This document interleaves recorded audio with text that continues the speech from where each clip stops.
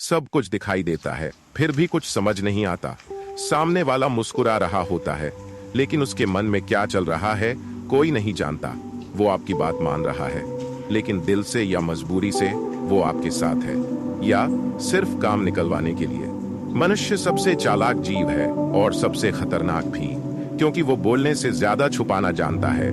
और जो इंसान सामने वाले की छुपी हुई मनोवृत्ति को पहचान ले, जो चेहरे के पीछे का चेहरा पढ़ ले, जो शब्दों के पीछे की चालाकी को पकड़ ले, वो इस दुनिया में कभी किसी का गुलाम नहीं बनता, बल्कि लोग अनजाने में ही उसके इशारों पर नाचने लगते हैं। यही है डार्क साइकोलॉजी की असली ताकत। ये कोई जादू नहीं है, न ही कोई तांत्रिक विद्या है।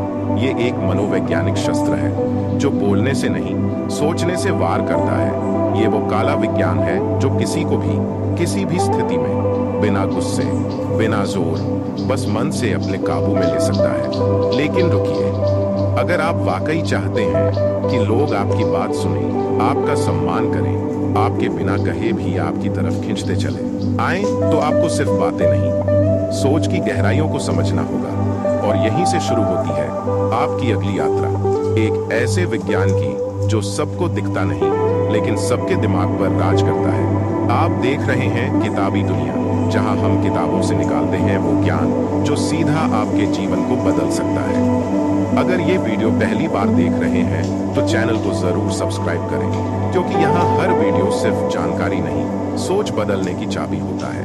अब चलिए हम डूबते हैं डार्क साइकोलॉजी की उस पहली परत में, जहां से दूसरों के दिमाग को समझने और काबू में लेने की कला शुरू होती है। भाग 1, माइंड हैकिंग का पहला कदम। मन का दरवाजा खोलो।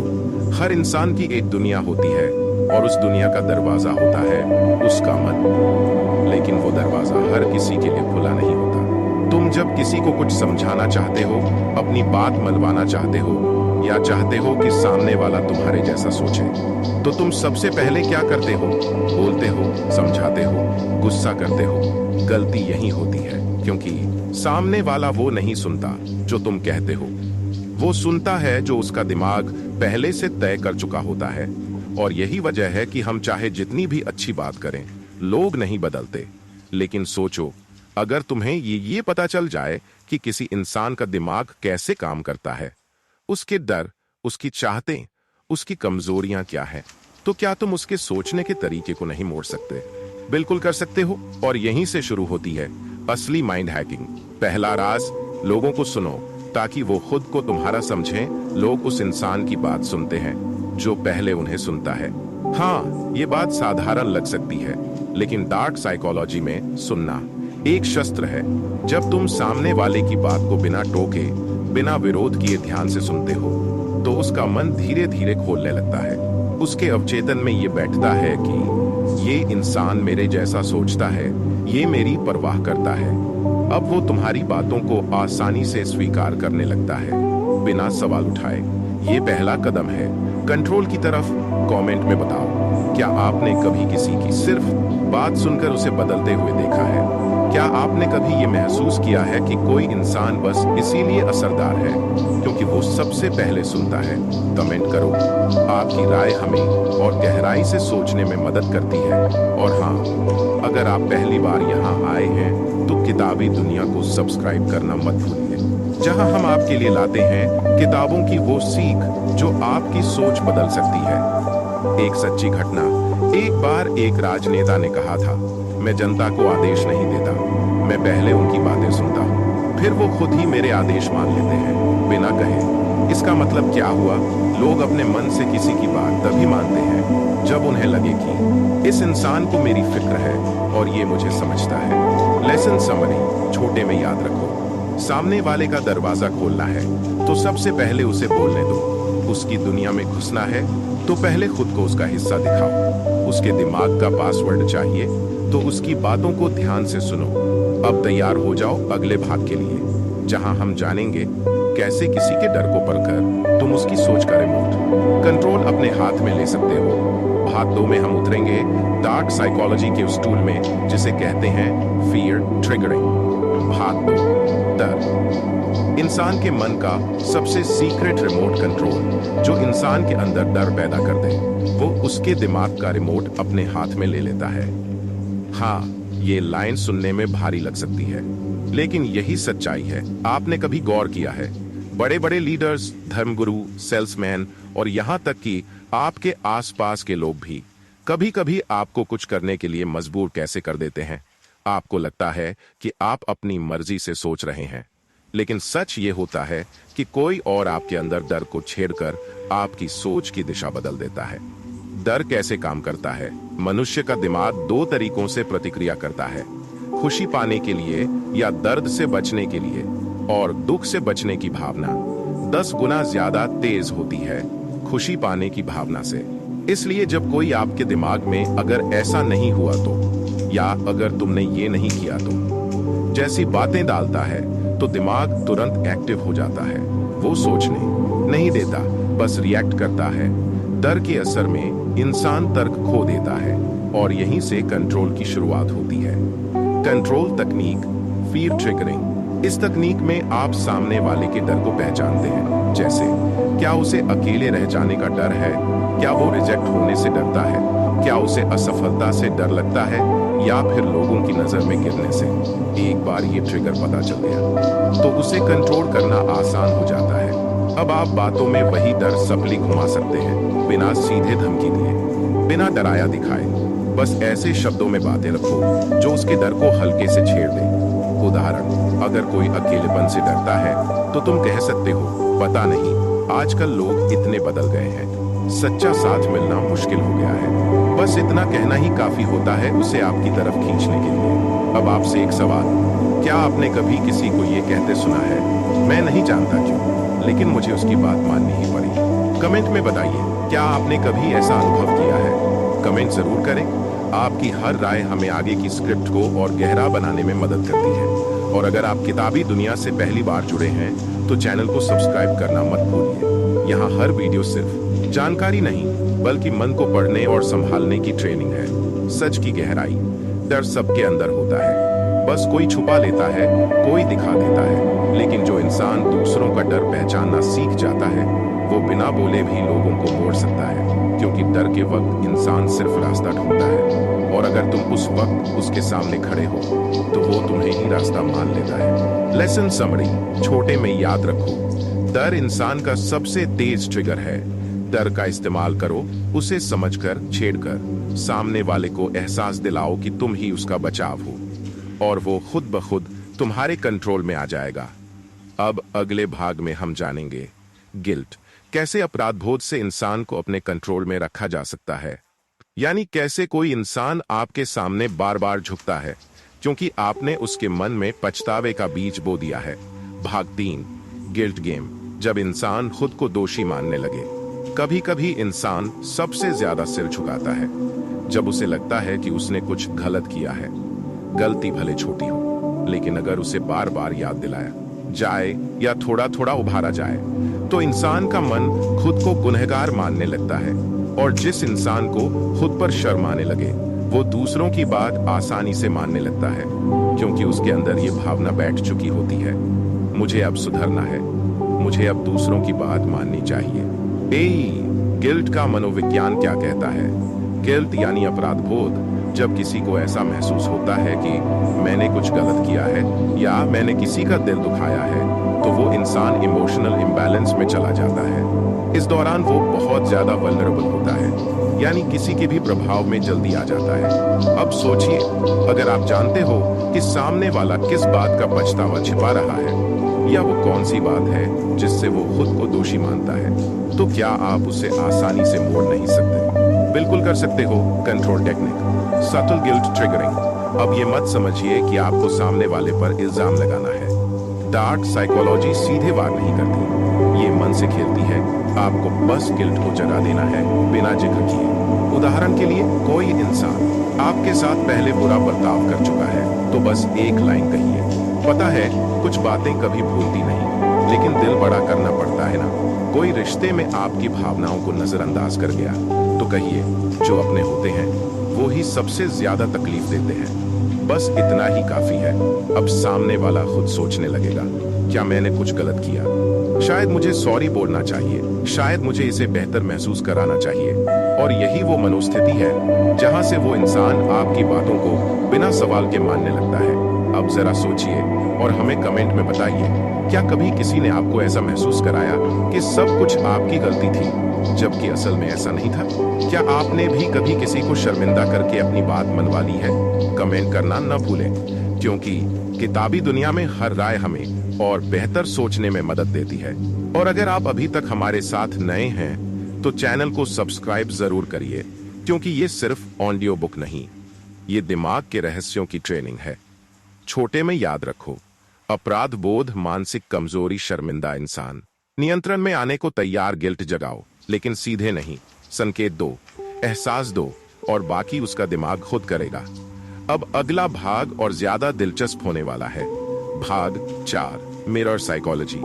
जब सामने वाला खुद को तुम में देखने लगता है तो वो खुद को नहीं, तुम्हें बचाने लगता है। ये वो कला है जहां लोग खुद को भूल जाते हैं और तुम्हारे लिए सोचने लगते हैं, और तुम्हारे लिए सोचने लगते हैं। भाग 4, मिरर साइकोलॉजी। जब इंसान खुद को तुम में देखने लगे, लोग उन्हीं की तरफ खींचते हैं जो उनके जैसे लगते हैं। सोचो, अगर तुम किसी ऐसे इंसान से मिलो जो तुम्हारी ही तरह सोचता है, तुम्हारी तरह बातें करता है, तुम्हारे ही जैसे दर्द से गुजरा है, तो क्या तुम उसके साथ सहज नहीं हो जाते? ये सिर्फ इत्तेफाक नहीं है, ये है मिररिंग टेक्निक। क्या है मिरर साइकोलॉजी? मिरर साइकोलॉजी का मूल विचार है प्रतिबिंब बन जाना। जब आप सामने वाले इंसान की भावनाओं, सोच, शब्दों और भाव को इस तरह अपनाते हैं कि उसे लगे ये तो मेरे जैसा है, तो उसका दिमाग धीरे धीरे ये विश्वास बना लेता है कि मुझे इससे जुड़ना चाहिए, क्योंकि ये मुझे समझता है। और याद रखिए, जो इंसान ये मान ले कि तुम उसे समझते हो, वो तुम्हारी बात काट ही नहीं सकता। कैसे करें मिररिंग? उसके जैसे शब्दों का इस्तेमाल करो। अगर वो दिमाग खराब हो गया है कहता है, तो आप भी कभी कभी यही वाक्य इस्तेमाल करें। उसके हाव भाव की नकल सबली करें। वो हंसता है, आप भी हल्के से मुस्कुरा दो। वो उदास है, तो आप भी थोड़ा धीमा और संवेदनशील हो जाओ। उसकी कहानियों में खुद को ढूंढो। अगर उसने कहा मुझे कभी किसी ने समझा ही नहीं, तो आप कहो मुझे भी यही लगता था कभी, पर अब नहीं। ये छोटा सा कनेक्शन उसे आपकी तरफ खींच लाएगा। अब थोड़ा रुकते हैं और आपसे एक सवाल पूछते हैं। क्या आपने कभी किसी के साथ एक अजीब सा लेकिन बहुत गहरा जुड़ाव महसूस किया है, जैसे वो इंसान बिना कुछ कहे सब समझ जाता हो? कमेंट करिए। क्या वो जुड़ाव असली था या मिररिंग का खेल था? और हाँ, अगर आपको लगता है कि ये वीडियो कुछ सोचने लायक है, तो किताबी दुनिया को सब्सक्राइब जरूर करिए। यहाँ हम किताबों की उन परतों को खोलते हैं जिन्हें आम लोग सिर्फ कवर तक ही पढ़ते हैं। सच की गहराई। जब आप सामने वाले का दर्पण बन जाते हैं, तो वो खुद को आपकी आंखों में देखने लगता है, और जब वो खुद को देखता है तो आपके लिए लड़ता है, झुकता है, बदलता है, क्योंकि अब आप सिर्फ आप नहीं रहे, अब आप उसका प्रतिबिंब बन चुके हैं। लेसन समरी छोटे में याद रखो, जुड़ाव तब बनता है जब लोग अपने जैसे लोगों को पाते हैं। मिररिंग एक अनदेखा कनेक्शन बनाती है जो भरोसे से ज्यादा गहरा होता है। सामने वाला खुद ही तुम्हें अपना बना लेता है, बस उसे लगे कि तुम उसकी तरह हो। अब अगले भाग में हम सीखेंगे एक और घातक कला जहां लोग अपनी मर्यादा भूल जाते हैं। भाग 5, साइलेंट अथॉरिटी। जब आपकी चुप्पी लोगों को झुकने पर मजबूर कर देती है। ये वो हथियार है जो बोलता नहीं, लेकिन सबसे तेज असर करता है। इसमें आवाज नहीं होती, सिर्फ मौजूदगी होती है, और वो काफी होती है दूसरों को बदलने के लिए। भाग 5, साइलेंट अथॉरिटी। जब आप कुछ न कहें और लोग फिर भी झुकने लगे। जो सबसे ज्यादा बोलते हैं, लोग उन्हें सबसे कम सुनते हैं, लेकिन जो चुप रहते हैं, उन्हें लोग पढ़ने की कोशिश करते हैं। आपने कभी देखा है, कुछ लोग कमरे में आते हैं तो सबका ध्यान उनकी तरफ चला जाता है, बिना वो कुछ कहे। वो बस होते हैं, और उनकी मौजूदगी ही लोगों को सोचने, संभलने, यहाँ तक कि डरने पर मजबूर कर देती है। ये कोई जादू नहीं, ये है साइलेंट अथॉरिटी। साइलेंट अथॉरिटी क्या होती है? ये एक मनोवैज्ञानिक प्रभाव है जहां आपकी चुप्पी आपकी बन जाती है। जहां आपकी चुप्पी आपकी। आप जब कम बोलते हैं तो लोग खुद आपकी बातों का मतलब निकालते हैं। वो अनुमान लगाते हैं और इसी अनुमान में खो जाते हैं। और जब लोग अंदाजे लगाते हैं तो आपकी अहमियत बढ़ जाती है, क्योंकि अब आप सामान्य नहीं रहे, अब आप एक रहस्य बन चुके हैं। चुप्पी से कंट्रोल कैसे बढ़ाएं? कम बोलो, लेकिन जब बोलो तो ठहराव से बोलो। आपकी हर लाइन लोगों को लगनी चाहिए कि ये सोच समझकर कहा गया है। रिएक्शन देने से बचो। कोई कुछ कहे, अच्छा या बुरा, आप तुरंत प्रतिक्रिया मत दो। थोड़ा ठहराव, थोड़ी चुप्पी, थोड़ी नजरें, यही डर पैदा करती है। आंखों से बात करो। साइलेंट अथॉरिटी का सबसे बड़ा हथियार है नजरें। जब आप कुछ न कहते हुए किसी को देखो तो सामने वाला बेचैन हो जाता है। क्या सोच रहा है ये? क्या नाराज है? क्या खुश है? ये सवाल उसके अंदर ही अंदर घूमते रहते हैं। अब आपसे एक सवाल, क्या कभी किसी ऐसे इंसान से मुलाकात हुई है जो बोलता कम था लेकिन आप उसकी मौजूदगी को नजरअंदाज नहीं कर पाए? क्या कभी कोई सिर्फ चुप रहकर भी सबसे प्रभावशाली बन गया? कमेंट कीजिए, क्योंकि किताबी दुनिया में आपकी बातें हमारी आवाज का हिस्सा बनती है। और अगर आप अभी तक हमारे साथ नए हैं तो चैनल को सब्सक्राइब जरूर करें। यहाँ आपको मिलते हैं वो हथियार जो जुबान से नहीं, दिमाग से चलते हैं। सच की गहराई। जब आप चुप रहते हो तो लोग आपकी मौन भाषा को समझने की कोशिश करते हैं, और यही कोशिश उन्हें आपकी तरफ झुकने पर मजबूर कर देती है। बोलने वाले सवाल उठाते हैं, लेकिन चुप रहने वालों से सवाल पूछे जाते हैं। लेसन समरी छोटे में याद रखो। चुप्पी, ताकत, ठहराव, प्रभाव, नजरें, नियंत्रण, साइलेंट अथॉरिटी, लोगों के दिमाग पर कब्जा बिना कुछ कहे। अब अगले भाग में हम उतरेंगे इमोशनल डिपेंडेंसी में, जहां आप किसी को इस तरह जोड़ देते हैं कि वो आपके बिना खुद को अधूरा महसूस करता है। भाग 6, इमोशनल लीश। जब लोग आपकी मौजूदगी में सांस लें और आपकी गैर मौजूदगी में तड़पें। ये वो हिस्सा है जहां आप लोगों के दिल से नहीं, उनकी जरूरत बनकर उनके मन से खेलते हैं। भाग 6, इमोशनल लीश। जब आपकी मौजूदगी सांस बन जाए और गैर मौजूदगी दर्द। जब कोई व्यक्ति अपनी खुशी और मानसिक शांति को सिर्फ आपकी मौजूदगी से जोड़ दे, तो वो आपकी आदत होना नहीं बल्कि आपकी जरूरत बन जाता है। इमोशनल डिपेंडेंसी या कोडिपेंडेंसी। इमोशनल डिपेंडेंसी, कोडिपेंडेंसी का विज्ञान यहाँ काम करता है। क्या है इमोशनल डिपेंडेंसी? इमोशनल डिपेंडेंसी एक ऐसी स्थिति है जिसमें कोई व्यक्ति अपनी भावनात्मक जरूरतों को पूरा करने के लिए पूरी तरह दूसरों पर निर्भर हो जाता है। यह अपनी पहचान और खुशी दूसरों की मंजूरी से जोड़ देता है। ये कैसे काम करता है? इस अवस्था में व्यक्ति अपनी आत्मसंतुष्टि खो देता है। हर खुशी और असुरक्षा को आपकी छवि से जांचता है।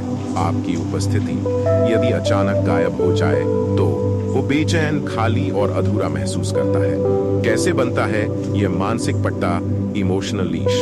जब आप किसी व्यक्ति की भावनात्मक कमी को भरते रहते हैं, उसके डर, अकेलेपन और भरोसे की जरूरत को समझते हैं, तो धीरे धीरे वो व्यक्ति आपकी बिना खुद को पूरा नहीं मानने लगता। इस तरह वो उसे आप पर निर्भर बना देता है। आपकी मौजूदगी उसकी शांति और संतुष्टि बन जाती है। Control technique. इमोशनल लीश हौले से आवश्यकता जगा दीजिए। छोटी छोटी जरूरतें, जैसे एक लफ्ज में ध्यान देना, समय देना, उसे लगे कि वो आपकी वजह से ठीक है, खुश है। धीमे धीमे उसकी भरोसे की सीमा बढ़ाइए। धीरे धीरे उसकी भावनात्मक जरूरतों से जुड़ते जाइए ताकि वो आपकी गैर मौजूदगी में खुद को खोए हुए महसूस करे। जन्मी हुई किरदार बना दीजिए, जैसे कोई चुपके से जिंदगी में घुस आया हो और अब उसकी हिस्सेदारी आपका होना जरूरी लगने लगा हो। यह इमोशनल लीश की पूरी रणनीति होती है। रियल लाइफ समर्थन। वेरिएबल माइंड के अनुसार इमोशनल डिपेंडेंसी तब बनती है जब आपका जीवन किसी दूसरे के अप्रूवल या इमोशनल सपोर्ट पर निर्भर हो जाता है। वेरिएबल हेल्थ कहता है कि कोडिपेंडेंसी अक्सर एक तरफा और विक्षिप्त संबंधों को जन्म देती है, जहां एक व्यक्ति एक्सेसिवली डिपेंडेंट होता है। Lesson summary. सिद्धांत विवरण। इमोशनल लीश भावनात्मक निर्भरता का मानसिक पट्टा निर्माण धीरे धीरे जरूरतों का एहसास कराकर, परिणाम गैर मौजूदगी में दर्द, मौजूदगी में शांति। अब आपसे सवाल, क्या कभी आपने महसूस किया है कि किसी की कमी में आपकी आत्मा गुम हो जाती है, या कभी किसी ने आपकी उपस्थिति को अपनी जरूरत बना लिया? कमेंट जरूर करें। आपकी कहानियां किताबी दुनिया की स्क्रिप्ट को और गहरा बनाती है। और अगर आप हमारे साथ नए हैं तो चैनल को सब्सक्राइब जरूर करिए। यह हम किताबों की नहीं बल्कि दिमाग की बुक खोलते हैं, वो रहस्य जो सिर्फ पढ़ने से नहीं समझने से बदलते हैं। भाग 7, ट्रॉमा बॉन्डिंग। जब दर्द ही प्यार लगने लगता है। कभी कभी हम जिस सबसे ज्यादा इंसान से जुड़ जाते हैं वही हमें सबसे ज्यादा तोड़ता है और हम फिर भी उससे ही चिपके रहते हैं। ट्रॉमा बॉन्डिंग ये कैसा रिश्ता है जब कोई आपको बार बार दर्द देता है, नजरअंदाज करता है, कभी हद से ज्यादा प्यार करता है तो कभी हफ्तों गायब हो जाता है, फिर भी आप उसी के वापस आने की उम्मीद में बैठे रहते हो, उसी की बातें याद करते हो, उसी की मोहब्बत की तसल्ली में खुद को फिर से जोड़ते हो। इसे कहते हैं ट्रॉमा बॉन्डिंग। एक ऐसा मानसिक जाल जहां इंसान प्यार और दर्द को एक ही चीज समझने लगता है। ये बॉन्ड बनता कैसे है? Step by step psychological trap. चरण व्यवहार, आपके दिमाग पर असर। 1, इंटेंस लव बॉम्बिंग। वो मेरी जान है, सब कुछ है। शुरुआत में बहुत प्यार दो। इमोशनल विथड्रॉवल, अचानक दूर हो जाना। Core behaviour 3, guilt shifting. आपकी गलती बता देना। 4, टाइनी रिवॉर्ड्स। बीच में थोड़ा प्यार देना, फिर से उम्मीद जगाना। 5, रिपीट। पूरा चक्र दोबारा शुरू होता है। यह मन का तिलिस्म बन जाता है और आप सोचने लगते हैं शायद मैं ही अच्छा नहीं हूं, शायद मैं सुधर जाऊं तो वो फिर पहले जैसा हो जाए। मैनिपुलेशन को मोहब्बत समझने लगते हो। क्या कहते हैं मनोवैज्ञानिक डॉक्टर पैट्रिक कांस, जिन्होंने ये शब्द ट्रॉमा बॉन्डिंग गढ़ा? कहते हैं कि trauma bonds are strong emotional attachments formed through repeated cycles of abuse and intermittent reinforcement of reward। यानी जब कोई व्यक्ति बार बार तकलीफ देता है फिर बीच में थोड़ा प्यार, तो दिमाग इस मिक्स को ही इंटेंस लव समझने लगता है। क्या आप भी इससे गुजर चुके हैं? जरा सोचिए, क्या आपने कभी किसी को इसलिए नहीं छोड़ा क्योंकि आपको लगा अब की बार वो बदल जाएगा? अगर हाँ, तो आप अकेले नहीं हो। कमेंट में जरूर लिखिए, मैंने भी सहा है, क्योंकि आपके शब्द किसी और की चुप्पी को तोड़ सकते हैं। किताबी दुनिया चैनल की बात, इस तरह की गहराई से भरी कहानियां और मन के भीतर उतरने वाली बातें यही मिलती हैं किताबी दुनिया में, जहां किताबें बस पढ़ी नहीं जाती, जिया जाता है हर पन्ना, हर दर्द, हर रिश्ता। अगर आप अब तक जुड़े हैं तो सब्सक्राइब जरूर करें। आपका एक क्लिक हमें ऐसे और भी सच्चे विषय लाने की हिम्मत देता है। भाग 8, कॉग्निटिव डिसोनेंस। जब दिल और दिमाग अलग अलग जवाब देते हैं, तुम्हारा दिल कहता है वो बदल जाएगा, पर दिमाग चिल्लाकर कहता है तू फिर टूटेगा। कॉग्निटिव डिसोनेंस, मानसिक टकराव जो हमें खोखला करता है। कभी महसूस किया है जब कोई इंसान तुम्हारे साथ बुरा करता है पर फिर भी तुम खुद को यही समझाते हो, नहीं, उसने ऐसा जानबूझकर नहीं किया होगा, शायद मैं ही ज्यादा सोच रहा हूँ।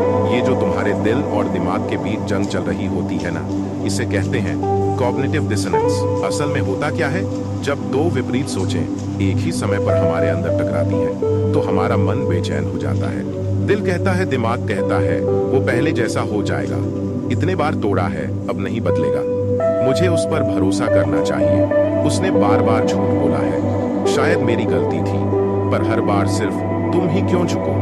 यह मेंटल डिस्कम्फर्ट इतना स्ट्रॉन्ग होता है कि इंसान सच्चाई से भागने लगता है। इसका असर क्या होता है? आप टॉक्सिक इंसान के लिए बहाने बनाते रहते हैं, खुद को ही दोषी ठहराने लगते हो और अंत में अपनी रियलिटी पर शक करने लगते हो। यही वो समय होता है जब इंसान सबसे ज्यादा अकेला महसूस करता है, क्योंकि वो खुद से ही लड़ रहा होता है। क्या आपने कभी ये झेला है? अगर हाँ, तो कमेंट करो दिल और दिमाग में जंग देखी है, ताकि हम जाने कि आप अकेले नहीं हो। किताबी दुनिया, किताबों से दिल तक का सफर। यहाँ हम सिर्फ बातें नहीं करते, हम अंदर के घावों को पहचानते हैं। हर एपिसोड, हर शब्द आपके अंदर की एक परत को खोलता है। तो अगर आप इस दर्द में भी खुद को समझने की कोशिश कर रहे हैं, सब्सक्राइब करें किताबी दुनिया को। अब अगले भाग में हम बात करेंगे भाग 9, सेल्फ गैसलाइटिंग। जब तुम खुद से झूठ बोलने लगते हो, एक ऐसा दौर जब इंसान अपनी ही भावनाओं को इनवैलिड कर देता है, खुद को चुप करवा देता है और कहता है शायद मैं ही ओवर रिएक्ट कर रहा हूं। भाग 9, जब आपकी चुप्पी बन जाती है, उसकी बेचैनी की वजह कभी गौर किया है? जब आप खुद को किसी इंसान से पूरी तरह हटा लेते हैं, बिना रोए, बिना कहे, बिना रोए, बिना कहे, बिना आरोप लगाए, तो तो उस इंसान की जिंदगी में खामोशी बोलने लगती है। आपके मैसेज बंद होना, आपकी उपस्थिति का गायब हो जाना, आपकी शिकायतें तक ना आना, ये सब मिलकर एक अजीब सा सन्नाटा छोड़ जाते हैं। और यहीं से शुरू होती है उसकी बेचैनी। वो सोचता है, क्या हुआ, क्यों बात नहीं कर रही, क्या हुआ, क्यों बात नहीं कर रही, क्या अब फर्क ही नहीं पड़ता। और सबसे बड़ा सवाल, क्या अब मैं उसकी जिंदगी में मायने नहीं रखता। ये बेचैनी धीरे धीरे उसे अंदर ही अंदर उतरने लगती है। जिस इंसान को कभी आपकी मौजूदगी की कद्र नहीं थी, अब उसे आपकी गैर मौजूदगी सताने लगती है। चुप्पी एक सजा नहीं, एक आईना होती है। जब आप चुप हो जाते हैं तो आप उस इंसान को एक आईना दिखा देते हैं, एक ऐसा आईना जिसमें वो खुद की लापरवाही, खुद की बेरुखी और खुद की गलतियां साफ देखता है। आपकी चुप्पी उस हर लम्हे की गवाही बन जाती है जो आपने उसके लिए कुर्बान कर दिए। हर बार जब आपने समझौता किया, हर बार जब आपने खुद को कमतर किया, सिर्फ इस उम्मीद में कि शायद वो बदल जाएगा।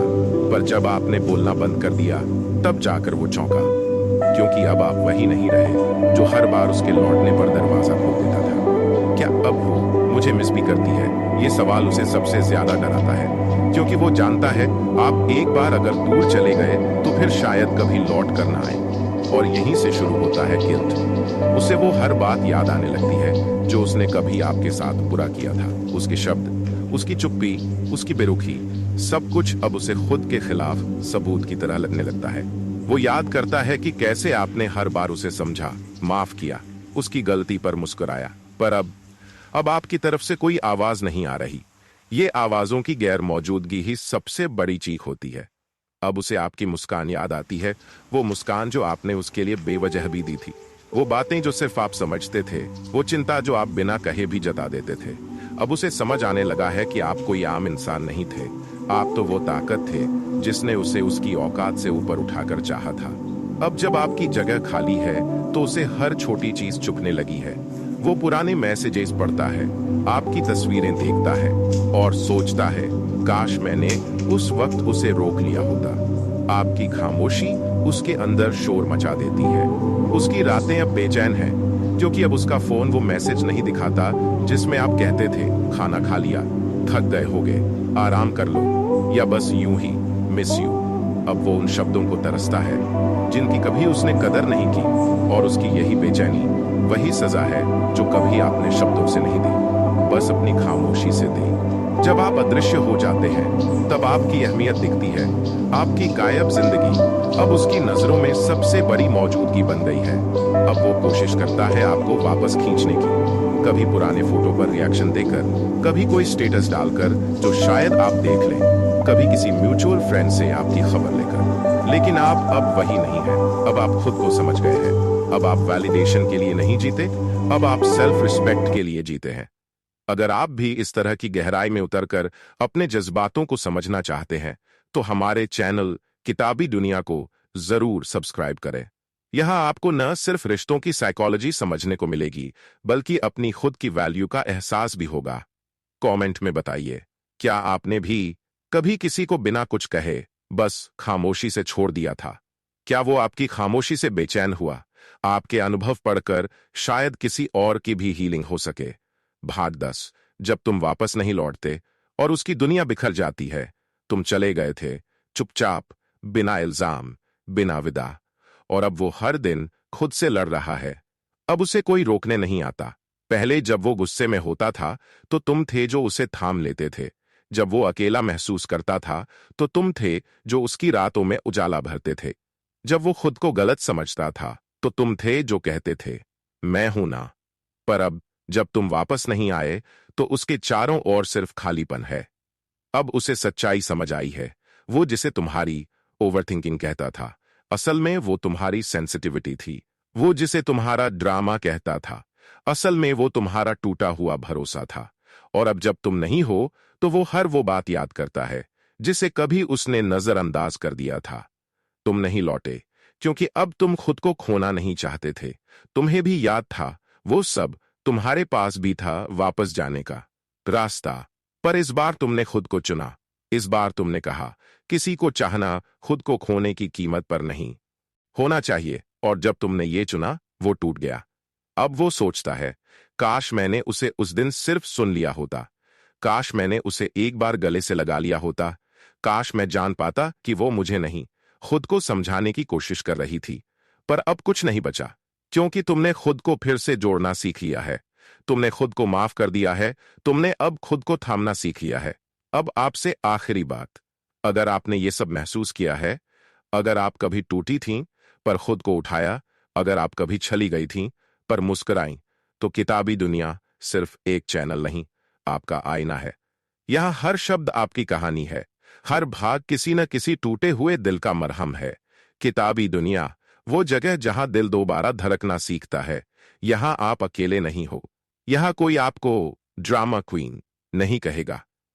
यहां आप अपनी भावनाओं के साथ सुरक्षित हो। कमेंट में एक बार लिखो, मैं वापस नहीं लौटी और अब मुझे खुद पर गर्व है, या मैं टूटी थी पर अब मैं खुद की सबसे बड़ी ताकत हूं। और अगर दिल से लगे तो किताबी दुनिया को सब्सक्राइब कर लो, क्योंकि अगली कहानी तुम्हारी हो सकती है। आखिरी लाइन, कैमरा क्लोजअप में धीमे और मजबूत स्वर में, तुम जब वापस नहीं लौटे तो उसने जाना कि उसने सिर्फ एक रिश्ता नहीं, एक ब्रह्मांड खो दिया।